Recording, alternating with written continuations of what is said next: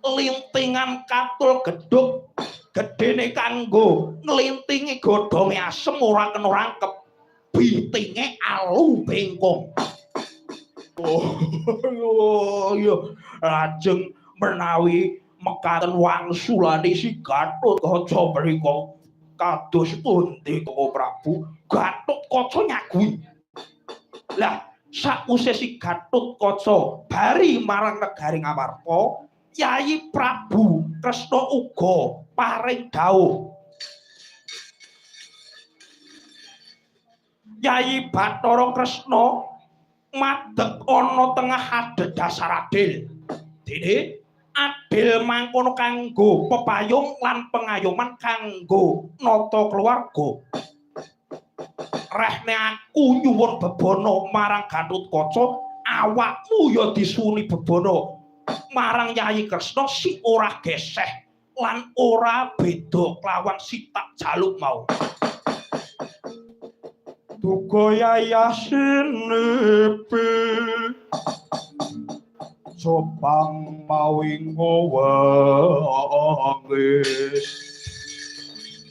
kumadhat wadoneng latin netrondre hangatira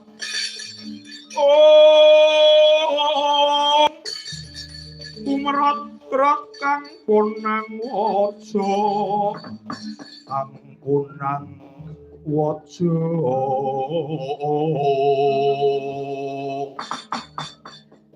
yen pinusti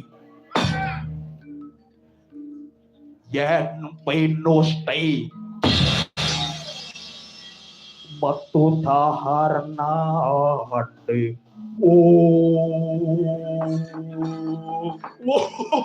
tidak rono we rata jae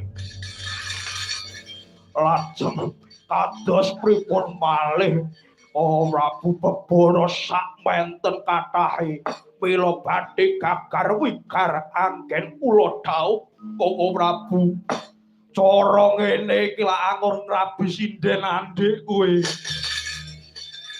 kabeh sinemtokake si gawe jagat mula kang saka kuwi Burisrawa krip klampit brungkat kipul kabeh wadya balamu nasak jroning desa-desa gunung-gunung upaya sarana kanggo reroba kala mau.